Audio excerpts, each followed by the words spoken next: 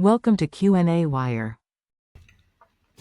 Okay, in this problem we are using van der Waals equation, or at least a van der Waals parameter, to estimate the diameter of a water molecule.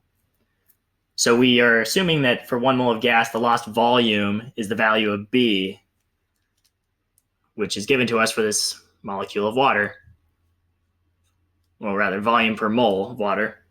So we can say that B is just the lost volume. So we can say it's the number of particles times the volume, assuming it's spherical, which would be 4/3 pi times 1/2 its diameter, because the volume of a sphere is 4/3 pi radius squared. So that's why we have 1/2 d as the radius squared, or cubed rather. Yes.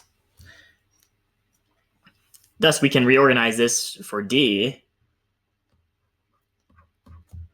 to give us this form, just using a bit of algebra.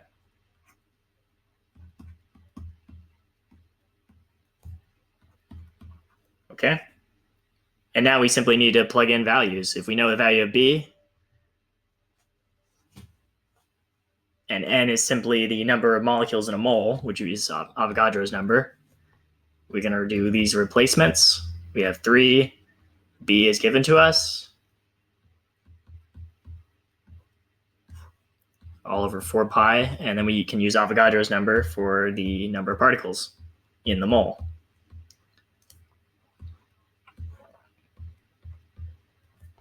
So number crunching this, we end up with a result of 4.7 times 10 to the negative 10 meters, which is actually a pretty reasonable number for the diameter of a molecule.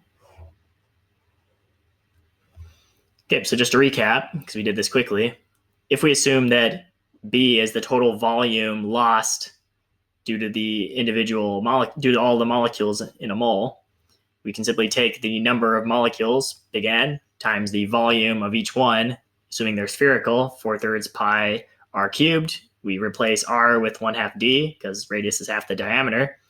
And then we simply solve for d if we're given B.